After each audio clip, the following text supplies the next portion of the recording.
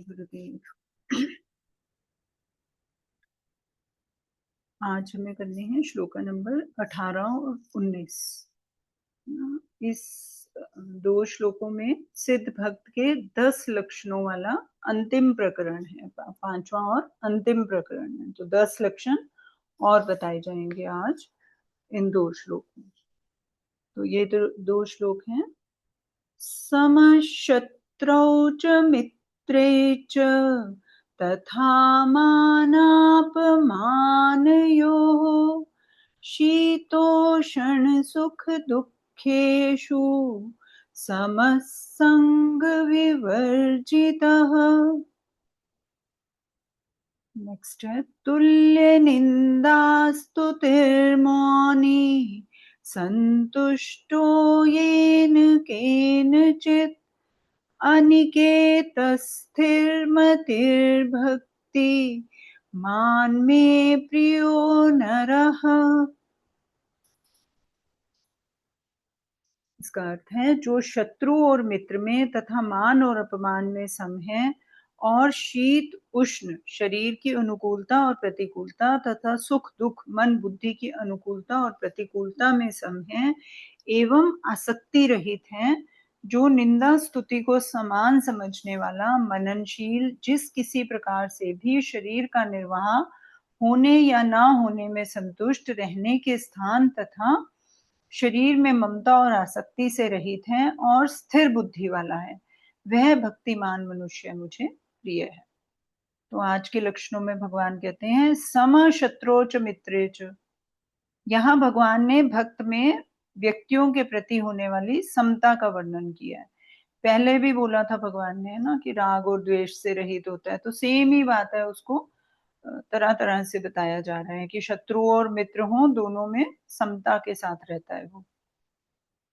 क्यों? क्योंकि उसकी सर्वत्र भगवत बुद्धि होती है और राग द्वेष से रहित होता है, तो वो किसी के भी प्रति शत्रु या मित्र का भाव नहीं रखता। लोग ही उसके व्यवहार में अपने स्वभाव के अनुसार अनुकूलता या प्रतिकूलता को देखकर उसमें मित्रता या शत्रुता का आरोप कर लेते हैं। साधारण लोगों को तो कहना ही क्या, सावधान रहने वाले साधकों का भी उस सिद्ध भक्त के प्रति मित्रता और शत्रुता का भाव हो सकता है, परंतु भक्त अपने आप में सदैव पूर्णतः सम रहता है। उसके हृदय में कभी किसी के प्रति शत्रु या मित्र का भाव उत्पन्न होता ही नहीं है। मान लिया जाए कि भक्त के प्रति शत्रुता और मित्रता का भाव रखने वाले दो व्यक्तियों में धन के बंटवारे से संबंधित कोई विवाद हो जाए और उसका निर्णय कराने के लिए वो भक्त के पास जाएं, तो भक्त धन का बंटवारा करते समय शत्रु भाव वाले व्यक्ति को कुछ अधिक और मित्र भाव वाले व्यक्ति को कुछ कम धन देगा। यद्यपि भक्त के इस निर्णय व्यवहार में विषमता दिखती है, तथापि शत्रु भाव वाले को इस व्यक्ति के निर्णय में समता दिखाई देगी कि इसने पक्षपात रहित बंटवारा किया है। अतः भक्त के इस निर्णय में विषमता पक्षपात दिखने पर भी वास्तव में यह समता को उत्पन्न करने वाली समता कहलाएगा। उपयुक्त पदों से यह भी सिद्ध होता है कि सिद्ध भक्त के साथ भी लोग अपने भाव के अनुसार शत्रुता मित्रता का व्यवहार करते हैं और उसके व्यवहार से अपने को उसका शत्रु या मित्र मान लेते हैं। इसलिए यहाँ शत्रु मित्र से रहित ना रहकर शत्रु मित्र में सम कहा गया है कि शत्रु मित्र रहित तो हो ही नहीं सकते हैं। कोई पसंद करेगा, कोई नहीं पसंद करेगा ना, कोई नहीं पसंद करेगा वो शत्रु बन जाएगा, आपकी बुराई भी करेगा, नीचा दिखाने के लिए कुछ काम भी कर सकता है। और मित्र वो होगा जो आपको ऊंचा उठाने के लिए कुछ करेगा, वो मित्र हो गया।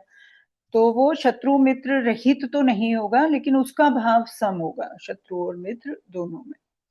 तथा मान अपमान्य हो, मान अपमान प्रकृत क्रिया है जो कि शरीर के प्रति होती है ना। कोई मान शरीर का करता है या क्रियाओं का करता है, आपने कुछ काम ऐसा कर दिया कि किसी को पसंद नहीं आया तो वो उसका अपमान करेगा ना, या आपके शरीर कुछ ऐसा है उसका अपमान करेगा, आपके व्यक्तित्व का अपमान करेगा।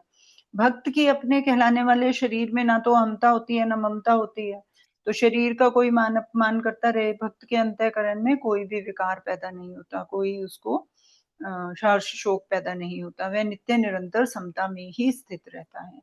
शीतोषण सुख दुखेषु सम, इन पदों में दो स्थानों पर सिद्ध भक्त की समता बताई गई है। एक तो शीत और उष्ण में समता, अर्थात इंद्रियों का अपने अपने विषयों से संयोग होने पर अंतःकरण में कोई विकार उत्पन्न ना होना। सर्दी में सर्दी लगेगी, गर्मी में गर्मी लगेगी, लेकिन उसके अंतःकरण में कोई उससे विकार उत्पन्न नहीं होगा। इतनी सर्दी क्यों है, ऐसा तो नहीं होना चाहिए, ये तो ठीक नहीं है, इस साल ज्यादा हो रही है ना, ये सब भाव उसके अंदर उत्पन्न नहीं होंगे। हाँ, ठंड लगेगी, उससे बचाव के लिए अपने जो भी पर्याप्त साधन है वो कर लेगा। फिर है सुख दुख में समता, अर्थात धन आदि पदार्थों की प्राप्ति या अप्राप्ति होने पर अंतःकरण में कोई विकार ना होना, है ना। तो सुख और दुख में कोई समता रहेगी उसकी, चाहे सुख मिले या दुख मिले। जैसे धन से सुख मिलता है, तो धन की प्राप्ति हो या ना प्राप्ति हो, तो उसमें ना तो प्राप्ति होने से कुछ सुख होगा और ना ही ना प्राप्ति होने से कोई दुख हो गया। प्राप्त हो गया अगर सही माध्यम से, कर्तव्य का पालन करते हुए, है ना, एथिकल वे से, तो इट्स ओके। उसको वो जो भी उचित साधन है उनमें उनको खर्च भी कर लेगा, लेकिन वो सुखी या दुखी नहीं होगा। अगर मिल गया तो सही, नहीं मिला तो कोई बात नहीं। फिर शीतोषण शब्द का अर्थ सर्दी गर्मी होता है। सर्दी गर्मी क्या है? त्वग इंद्रियों के विषय है। भक्त केवल त्वग इंद्रियों के विषयों में ही सम रहता हो ऐसी बात नहीं है, वो तो समस्त इंद्रियों के विषयों में सम रहता है। अतः यहाँ शीतोषण शब्द समस्त इंद्रियों के विषयों का वाचक है। ये नहीं कि मतलब, है ना, त्वचा का है ये शीतोषण जो है, बाकी इंद्रियों के भी जो हैं, कान से सुनना, है ना, मुख से तो टेस्ट हो गया, है ना, ये सब जो इंद्रियां, आंखों से जो देखा हमने, उन सब का भी वो जो है सम रहता है उनमें भी। प्रत्येक इंद्रिय का अपने अपने विषय के साथ संयोग होने पर भक्त को ये तो पता चल जाएगा कि अनुकूल है या प्रतिकूल है। उन विषयों का ज्ञान तो हो जाएगा, लेकिन अंतःकरण में हर्ष शोक आदि विकार उत्पन्न नहीं होते, वह सदा सम ही रहता है। साधारण मनुष्य क्या करता है? धन आदि अनुकूल पदार्थों की प्राप्ति जब होती है तो सुख का अनुभव करता है, और प्रतिकूल पदार्थ अगर प्राप्त हो जाए तो दुख का अनुभव करता है। कुछ प्रतिकूल घटना हो जाए, उसको कुछ उसको नहीं पसंद आ रही है, वो हो जाए तो उसको दुख होगा। परंतु उन्हीं पदार्थों के प्राप्त होने पर अथवा ना होने पर सिद्ध भक्त के अंतःकरण में कभी किंचित मात्र भी राग द्वेष हर्ष शोक आदि विकार नहीं होते, वह प्रत्येक परिस्थिति में सम रहता है। सुख दुख में सम रहने तथा सुख दुख से रहित होने, दोनों का गीता में एक ही अर्थ में प्रयोग हुआ है। सुख दुख की परिस्थिति अवश्य भावी है, अतः उससे रहित होना तो संभव नहीं है, क्योंकि वो तो होगा ही होगा, परिस्थिति तो आएगी ही आएगी। इसलिए भक्त जो है अनुकूल तथा प्रतिकूल परिस्थितियों में सम रहता है। हाँ, अनुकूल तथा प्रतिकूल परिस्थितियों को लेकर अंतःकरण में जो हर्ष शोक होते हैं, उनसे रहित हुआ जा सकता है। इस दृष्टि से गीता में जहाँ सुख दुख में सम होने की बात आई है, वहां सुख दुख की परिस्थिति में सम समझना चाहिए। जहाँ सुख दुख से रहित होने की वहां बात आई है, वहां अनुकूल तथा प्रतिकूल परिस्थिति से प्राप्त होने वाले हर्ष शोक से रहित समझना चाहिए। संग विवर्जित, संग शब्द का अर्थ संबंध, संयोग तथा आसक्ति दोनों ही होते हैं। दोनों को ही संग बोला जाता है, किसी पदार्थ का संयोग या फिर मन में आसक्ति की कामना होना, उसको भी संग ही बोला जाता है। मनुष्य के लिए यह संभव नहीं है कि स्वरूप से सब पदार्थों का संग अर्थात संबंध छोड़ सके, है ना। सब चीजों का संग नहीं छोड़ा जा सकता, इट इज नॉट पॉसिबल। वैराग्य ले लोगे तो वो भी कुछ चीजों के तो संयोग रहेगा ही रहेगा। जब तक मनुष्य जीवित रहता है तब तक कम से कम शरीर मन बुद्धि इंद्रियां ही उसके साथ रहती हैं, और कुछ नहीं, तो उनका संग तो रहेगा ही रहेगा। हाँ, शरीर से भिन्न कुछ पदार्थों का त्याग स्वरूप से किया जा सकता है। जैसे किसी व्यक्ति ने स्वरूप से प्राणी पदार्थों का संग छोड़ दिया, पर अगर उसके अंतःकरण में उनके प्रति किंचित मात्र भी आसक्ति बनी हुई है, तो उन प्राणी पदार्थों से दूर होते हुए भी वास्तव में उसका उनसे संबंध बना ही हुआ है, अगर मन में आसक्ति है तो। दूसरी ओर अगर अंतःकरण में प्राणी पदार्थों की किंचित मात्र भी आसक्ति नहीं है, तो पास रहते हुए भी वास्तव में उनसे संबंध नहीं है ना। हमारे सामने कोई चीज पड़ी है, लेकिन हमारा उसको भोगने का, यूज करने का मन ही नहीं कर रहा, हमारी कोई इच्छा ही नहीं है। रसगुल्ले पड़े हैं, हमारा पेट भरा हुआ है, हमारा खाने का मन ही नहीं कर रहा, तो हमारे लिए हमारा उससे कोई संबंध ही नहीं है, है ना? लेकिन नहीं है कोई चीज़ और हमारा उस पे मन अटका हुआ है, तो फिर हमारा चीज़ के ना होते हुए भी हमारा उसके साथ संबंध है। तो जो भक्त है उसका किसी भी चीज़ के साथ, किसी भी चीज़ में उसकी आसक्ति नहीं होती, तो उसका संबंध ही नहीं है। अगर पदार्थों का स्वरूप से त्याग करने पर मुक्ति होती, तो मरने वाला हर व्यक्ति मुक्त हो जाता, क्योंकि मरने के बाद तो सब चीज़ों का त्याग अपने आप ही हो गया, करना नहीं पड़ा, हो ही गया वो तो, क्योंकि उसने तो शरीर का भी त्याग हो गया। लेकिन ऐसी बात तो नहीं है। अंतःकरण में क्योंकि आसक्ति साथ लेकर चला गया है, तो शरीर का त्याग करने पर भी संसार का बंधन बंधा रहता है। अतः मनुष्य को सांसारिक आसक्ति ही बांधने वाली है, ना कि सांसारिक प्राणी पदार्थों का स्वरूप से त्याग। आसक्ति को मिटाने के लिए पदार्थों का स्वरूप से त्याग करना एक साधन हो सकता है ना, कि शुरू में अगर हमारी आसक्ति नहीं मिट रही है मन से, तो हम कुछ डेलिबरेटली कुछ चीजों को छोड़ने की कोशिश करें, ताकि वो जो एक आसक्ति का बीज मन पे पड़ा हुआ है उसको हटाने का, कैसे हटाया जाए ये हमारे मन को पता चल जाए, तो स्वरूप से त्याग करें। तो ये एक साधना का पथ हो सकता है, लेकिन खास जरूरत क्या है? आसक्ति का त्याग करने की। जो साध्य है वो है आसक्ति का त्याग। ये साधना मार्ग है कि हम पदार्थों का त्याग करें, उपवास रखें। अगर किसी की भोजन में बहुत ज्यादा रुचि है, बहुत ज्यादा उसको खाने का ही मन करता रहता है सारे टाइम, जरूरत नहीं है फिर भी खाने का मन करता रहता है, तो उसको क्या करना पड़ेगा? उपवास रखना पड़ेगा, ताकि वो एक दिन के लिए जो है भोजन का त्याग कर सके, मन को ये समझा सके कि भोजन का त्याग करना है। तो धीरे धीरे करते उसकी उस दिन जो है, शुरू में आसक्ति रहेगी, वहां मन बार बार जाता रहेगा, लेकिन धीरे धीरे अभ्यास करते करते जो है आसक्ति खत्म हो जाएगी। और जब मन से आसक्ति खत्म हो जाएगी तो फिर उसकी ये रूटीन में आ जाएगी ये चीज। तो इस तरह से ये सब साधना के पथ हैं जो भी हम करते हैं, लेकिन साध्य कुछ और ही है। साध्य तो है हमारा निराकार निर्गुण परमात्मा।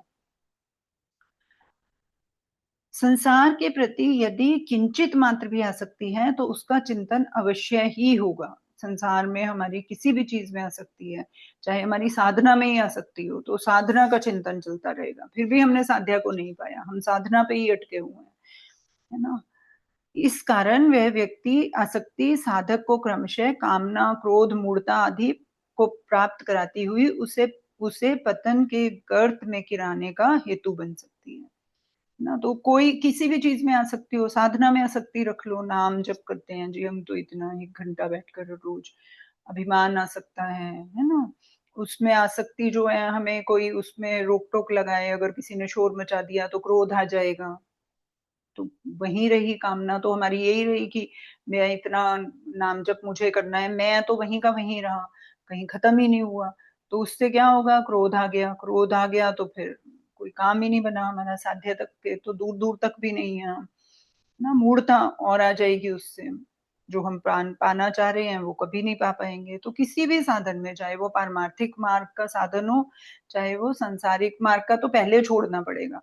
पहले सांसारिक छोड़ेंगे तब परमार्थ को पकड़ेंगे, परमार्थ को पकड़कर उसको भी छोड़ना पड़ेगा। जैसे वो कहावत कहते हैं ना कि साबुन लगाकर मैल को धोया और फिर साबुन को भी उतार दिया, या फिर कांटे से कांटे को निकाला, फिर जिस कांटे से निकाला उसको भी फेंकना होता है। अंततः उसको लेके नहीं चलना होता कि वापस कांटा फंसेगा। इसका मतलब कि वापस अब संसार में जाने की आपकी, आपको अपनी पोटेंशियल लग रही है, इसलिए उस कांटे को पकड़कर चल रहे हो आप, कि वापस कांटा चलेगा तब हम उसको वापस निकालेंगे। तो ऐसे नहीं, सब छूट, जब सब छूट जाता है तभी जो है वो निराकार निर्गुण, जिस कॉन्शियसनेस की बात भगवान कर रहे हैं, जिसके जिस चेतना के लेवल पर जाकर अभी श्री कृष्ण जो ये गीता का ज्ञान दे रहे हैं, वहां तक हम पहुंच सकते हैं। फिर है, भगवान ने दूसरे अध्याय के 59वें श्लोक में परम दृष्टवा निवर्तते पदों से भगवत प्राप्ति के बाद आसक्ति की सर्वथा निवृत्ति की बात कही है। आसक्ति जो है सर्वथा खत्म हो जानी चाहिए हमारी। भगवत प्राप्ति से पहले भी आसक्ति की निवृत्ति हो सकती है, पर भगवत प्राप्ति के बाद तो आसक्ति जो है सर्वथा निवृत्त हो जाती है। क्यों? क्योंकि भगवान भी उसमें हेल्प करते हैं। कुछ तो हम कर रहे थे, पहले तो हम साधना कर रहे थे, लेकिन भगवान की कृपा हुई, गुरु की कृपा हुई, तो वो जो आसक्ति है सर्वथा ही खत्म हो गई। जीव के शायद कोशिश करने से खुद नहीं खत्म होगी, लेकिन भगवत प्राप्ति के बाद, गुरु कृपा के बाद जो है पूरी खत्म हो जाती है। भगवत प्राप्त महापुरुष में आसक्ति का सर्वथा अभाव होता है। परंतु भगवत प्राप्ति से पूर्व साधन अवस्था में आसक्ति का सर्वथा अभाव होता ही नहीं, ऐसा नियम नहीं है। हो सकती है लेकिन जरूरी नहीं है कि हो जाए। साधना अवस्था में भी आसक्ति का सर्वथा अभाव होकर साधक को तत्काल भगवत प्राप्ति हो सकती है, लेकिन उसमें काम क्या करेगा कि हमारी भगवत प्राप्ति की इच्छा कितनी है, उस जीव की कितनी तीव्र इच्छा है। अगर बहुत तीव्र इच्छा होगी तो ये भी हो सकता है कि पहले ही आपकी सारी खत्म हो जाए, जैसे मीराबाई थी, ऐसे जो पहुंचे हुए भक्त हैं बिल्कुल, है ना, कबीर जी हो गए, तो उनकी जो है पहले ही खत्म हो गई सर्वथा आसक्ति, वो पहले ही भगवत सर्वथा आसक्ति खत्म करके भगवत प्राप्ति को प्राप्त हुए, भगवान को पाया उन्होंने। और दूसरा रास्ता ये है कि साधना के पाथ पर चलते रहो, और जब भगवत प्राप्ति हो जाएगी, भगवान कृपा करेंगे तो खत्म हो जाएगी। फिर है आसक्ति ना तो परमात्मा के अंश शुद्ध चेतन में रहती है और ना ही जड़ प्रकृति में। वह जड़ और चेतन के संबंध रूप में मैंपन की मान्यता में रहती है। आसक्ति है कहाँ पे? जहां हमने मैं माना हुआ है। वही आसक्ति बुद्धि, मन, इंद्रियों और विषयों पदार्थों में प्रतीत होती है, ऐसा दिखता है कि हमें वो आसक्ति है। अगर साधक के मैंपन की मान्यता में रहने वाली आसक्ति मिट जाए तो दूसरी जगह प्रतीत होने वाली आसक्ति खुद ही मिट जाएगी। अगर मैं मिट गया ना, कर्तापन मिट गया, मैं मिट गया, तो मैं में जो हमने आसक्ति रख रखी है कि मैं हूं, वो मिट गया, तो मैं खत्म हो गया, तो क्या हो गया? वो निराकार में जाकर विलीन हो गया। जब कुछ बचा ही नहीं तो जो प्योर कॉन्शियसनेस है उसी में तो जाकर, जैसे बूंद खत्म हो गई, बूंद का अपना अस्तित्व खत्म हो गया, क्या हो गया? वो सागर में जाकर मिल गई। इसी तरह से जब जीव का मैं, जीव क्या है? भगवान का ही स्वरूप है, लेकिन माना हुआ मैं है। अब वो माना हुआ मैं खत्म हो गया तो वो भगवान ही बन गया। तो अगर हमारी आसक्ति मैं से खत्म हो जाए ना, अब वो मैं जहां जहां हम जा जाकर लगाते हैं उस सब जगह से भी खत्म हो जाएगा। जब मैं ही नहीं रहेगा तो वो क्या, मेरा शरीर, मेरा मन, मेरी बुद्धि, मेरा घर, मेरा मकान, मेरी साधना, मेरी क्रिया, मेरा, है ना, शास्त्र अध्ययन, कुछ भी नहीं रहेगा। मैं तो खत्म ही हो चुका है। तो फिर उससे आसक्ति खत्म हो गई तो हम खुद ही भगवत स्वरूप हो गए हैं। आसक्ति का कारण ही मैंपन है। आसक्ति का कारण मैंपन क्यों, और मैंपन क्यों है? अविवेक के कारण है, क्योंकि हमें पता ही नहीं है कि हम कौन है। हमें भी यही समझे जा रहे हैं कि हम ये शरीर है, हम ये मन है, या हम ये बुद्धि है, हम ये समझे जा रहे हैं। जिस दिन हमें ये ज्ञान हो जाएगा कि हम तो ये सब है ही नहीं है, तो फिर मैं ही विलीन हो जाएगा। फिर पता चलेगा कि मैं हूं क्या। पहले ये अज्ञान खत्म होगा, फिर पता चलेगा कि मैं तो ये सब हूं ही नहीं, और उसके बाद पता चलेगा कि फिर मैं हूं कौन। अपने विवेक को पूर्णतः महत्व ना देने से साधक में आसक्ति रहती है। विवेक तो बार बार, जब हमने शास्त्र सुन लिया, गुरु वाक्य सुन लिया, शास्त्र अध्ययन कर लिया, भजन सुन लिया, तो हमें पता चल गया कि विवेक तो जागृत हो गया हमारा कि मैं कौन हूँ, है ना, ये पता चल गया हमें। लेकिन हम उसको महत्व ही नहीं देते हैं। हम महत्व किसको देते चले जाते हैं? संसार को। सुन लिया, उसको एक कोने में डाल दिया, एक कोने में रख दिया। अच्छा, पता चल गया मुझे कि मैं तो पूर्ण शांति हूँ, मैं तो, है ना, आत्मा हूँ, मैं तो सच्चिदानंद हूँ। ये सब पता चल गया मुझे, पंचकोशा मेडिटेशन कर लिया मैंने। लेकिन महत्व उसको कोई नहीं दे रहे हैं। महत्व फिर भी किसको दे रहे हैं? संसार को दे रहे हैं। तो इसलिए जो है, अविवेक भक्त में नहीं रहता। भक्त जितनी भक्ति प्रगाढ़ होती जाएगी उतना वो अविवेक जो है हमारा खत्म होते जाएगा। जो हमने संसार को महत्ता दे रखी है, उस चीज को महत्ता ना देकर हमने जो शास्त्र में पढ़ लिया, गुरु के मुख से सुन लिया, हम उसको महत्ता देनी शुरू कर देते हैं। अच्छा, गुरु जी ने बोला मेडिटेशन के बाद में, तुम ही शांति हो, तुम ही आनंद हो, है ना, गीता में हमने पढ़ा तुम आत्मा हो, तो हम उसको महत्व देना शुरू कर देते हैं। फिर हमारे मन में ये थॉट नहीं आती कि मैं शरीर हूँ, है ना, या मैं बुद्धिमान हूँ, या मैं अभी दुखी हूँ, या मैं अभी सुखी हूँ, मुझे गर्मी लग रही है, मुझे ठंड लग रही है। ये सब बातें याद ही नहीं आती हैं। मैं हट जाता है, बस ठंड है, उसका यथोचित साधन करना है मुझे, है ना, भूख लगी है तो शरीर को खाना देना है। इस तरह के भाव आते हैं कि अच्छा, ये सब घटनाएं हो रही हैं, उसमें जो भी उचित कदम उठाना है वो मुझे उठाना है, लेकिन मैं ये नहीं हूं, मैं तो वो हूं जो मुझे बताया गया है। तो इस तरह हमारी आसक्ति मैं से खत्म हो जाती है।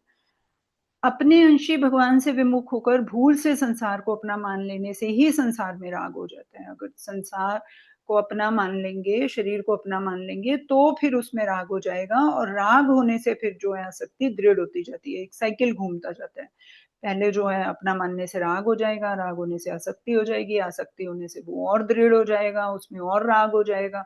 तो ये विशियस साइकिल है ये जो चलता रहता है। तो अपने विवेक को जिसने भी अपना आगे मोक्ष के मार्ग पर बढ़ना है, उसको अपने विवेक को महत्व देना पड़ेगा। विवेक है सबको, लेकिन महत्व कोई नहीं देता। महत्व हम देते हैं संसार को। संसार से माना हुआ अपनापन सर्वथा मिट जाने से बुद्धि सम हो जाती है। बुद्धि के सम होने पर स्वयं ही आसक्ति रहित हो जाते हैं, है ना? पहले टाइम में क्या करते थे? जब सबसे पहले जो है गुरुकुल में भेज दिया जाता था 5 साल के बच्चे को। 5 साल के बच्चे को भेज दिया जाता था ज्ञान के लिए, है ना? कि मैं कौन हूँ, ये जान लो पहले तो। बाद में गृहस्थ आश्रम शुरू होता था। ऐसा नहीं था कि जो ज्ञान पाने के लिए गुरुकुल में चले गए हैं, उन सबको ही पंडित बनना है, वेदों का अध्ययन करना है, सिर्फ वो ही करना है। उनमें से आके आप वेदों में तो सब चीजें बताई हुई हैं। जो अथर्ववेद है, उसमें तो सारे स्किल्स बताए हुए हैं, तरह-तरह के इंजीनियरिंग, है ना? और चिकित्सा, ये सब सब कुछ उसमें लिखा हुआ है। तो आकर तुम कुछ भी अप्लाई कर सकते हो। गृहस्थ आश्रम उसके बाद शुरू होता था, पहले ये जानने के बाद कि मैं कौन हूँ। तो जब वो मैं कौन सही से इंसान जानकर आ जाता था। Just a minute please.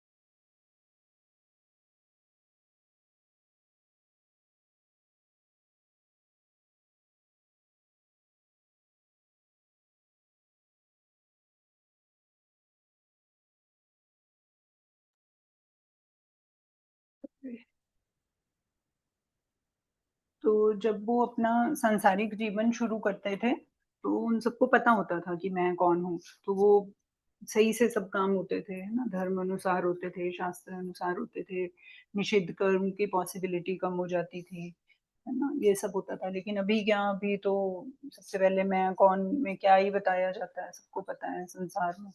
और फिर कामनाओं की एक झड़ी लगा दी जाती है, ये भी चाहिए, वो भी चाहिए, है ना? तो क्या होता है, जब तक उसका सांसारिक जीवन शुरू होता है व्यक्ति का, तब तक तो वो बिल्कुल ही ज्ञान रहित होता है, उसको कुछ समझ ही नहीं आती। थोड़े साल बाद ही बिल्कुल ड्रेन हो जाता है डिजायर्स के पीछे भाग भाग के। तो ये है।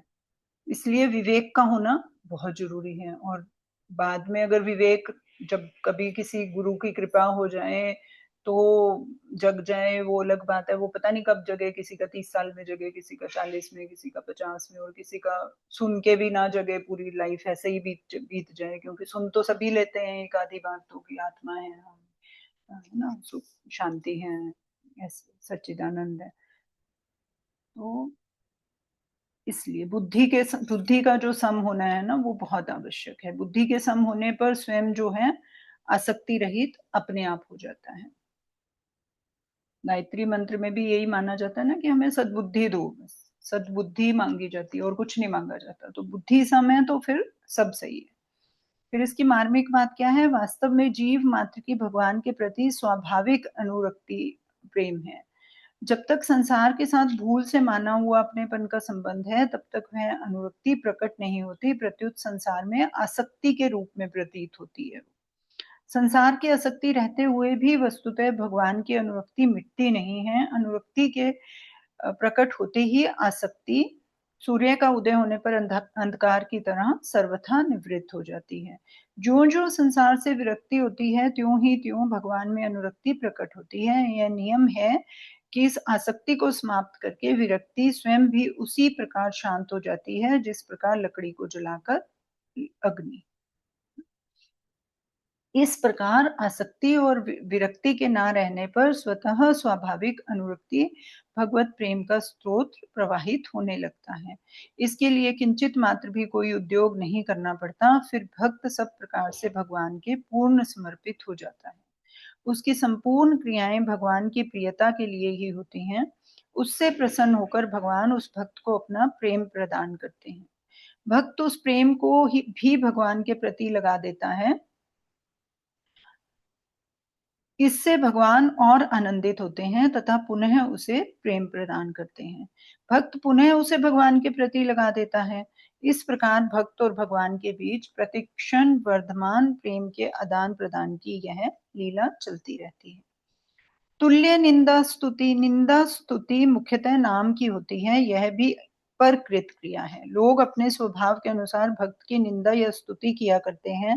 भक्त में अपने कहलाने वाले नाम और शरीर में लेश मात्र भी ममता और ममता नहीं होती, इसलिए निंदा स्तुति का उस पर लेश मात्र भी असर नहीं पड़ता। भक्त ना तो अपनी स्तुति या प्रशंसा करने वाले के प्रति राग होता है, ना निंदा करने वाले के प्रति द्वेष होता है। उसकी दोनों में ही समबुद्धि रहती है। साधारण मनुष्यों के भीतर अपनी प्रशंसा की कामना रहा करती है, इसलिए वे अपनी निंदा सुनकर दुख का और स्तुति सुनकर सुख का अनुभव करते हैं। इसके विपरीत अपनी प्रशंसा न चाहने वाले साधक पुरुष निंदा सुनकर सावधान होते हैं और स्तुति सुनकर लज्जित हो जाते हैं। परंतु नाम में किंचित मात्र भी अपना ना होने के कारण सिद्ध भक्त इन दोनों भावों से रहित होता है, अर्थात निंदा स्तुति में सम होता है। हाँ, वह भी कभी कभी लोक संग्रह के लिए साधक की तरह निंदा में सावधान तथा स्तुति में लज्जित होने का व्यवहार कर सकता है। ऐसा भगवान ने पहले ज्ञानियों को उपदेश दिया था ना, कि जो साधना के पथ पर हैं, जो जिनमें ज्ञान उदय नहीं हुआ है अभी, तो ज्ञानी को भी नॉर्मल लोगों की तरह बिहेव करना चाहिए, ताकि वो अपने पाथ से नहीं हटे। उनको उनके लिए बेंचमार्क सेट करने के लिए ऐसा करना चाहिए, भगवान ने पहले कहा हमें, है ना। इसी तरह से जो सिद्ध भक्त है वो भी साधक की तरह बिहेव कर सकता है व्यवहारिक तौर पर, लेकिन उसको पता होता है सब कुछ अंदर से कि क्या है क्या। भक्त की सर्वत्र भगवत बुद्धि होने के कारण भी उसका निंदा स्तुति करने वालों में भेदभाव नहीं होता। ऐसा भेदभाव ना रहने से ही यह प्रतीत होता है कि वह निंदा स्तुति में सम है, क्योंकि वो भेदभाव नहीं करता किसी के साथ भी। भक्त के द्वारा अशुभ कर्म तो हो ही नहीं सकते, और शुभ कर्मों के होने में वो भगवान को हेतु मानता है। फिर भी कोई उसकी निंदा या स्तुति करे तो उसके चित्त में कोई विकार पैदा ही नहीं होता। अशुभ कर्म तो कोई कर ही नहीं रहा है, और शुभ जो हो रहे हैं तो कोई निंदा तो कर ही नहीं सकते हैं, क्योंकि अशुभ कर्म हो ही नहीं रहे हैं। और शुभ कर्म वो खुद कर ही नहीं रहा, वो कह रहा है भगवान कर रहे हैं, तो स्तुति भी नहीं हो सकती, कुछ भी नहीं हो सकता। लेकिन फिर भी कोई अपने व्यवहार के कारण अब किसी को किसी की निंदा करने की, सबकी निंदा करने का आदत है, तो वो भक्त की भी कर देगा, सिद्ध भक्त की भी कर देगा। और किसी को किसी की सबकी प्रशंसा करनी है उसको, तो वो उसकी भी कर देगा। जिसका जिसका जो स्वभाव है वो सिद्ध भक्त के साथ भी ऐसा करेगा। लेकिन सिद्ध भक्त के ऊपर जो है उसका कोई भी, उसके चित्त में कोई विकार पैदा नहीं होता। व्यवहारिक तौर पर वो कैसे भी उसको दर्शा सकता है, स्तुति में लज्जा दिखा सकता है, या निंदा की जाए तो सावधान हो सकता है, लेकिन उसके चित्त में कोई विकार नहीं होगा। तो अभी इन दो श्लोकों में जो बात हो रही है ना, मेनली ये अंतःकरण की हो रही है, कि उसके ऊपर कोई भी विकार उसके चित्त में किसी भी कंडीशन से, है ना, सर्दी गर्मी से देखा हमने, है ना, और किससे देखा, संग विवर्जिता है वो, तुल्य निंदा स्तुति हो गया, शीतोषण हो गया, ना, मान अपमान में हो गया, मित्र और शत्रु में हो गया। सब में जो है उसके अंतःकरण सेम रहता है, कोई भी उसके अंतःकरण में विकार पैदा नहीं होता। ये है, इसके आगे का हम कल देखेंगे।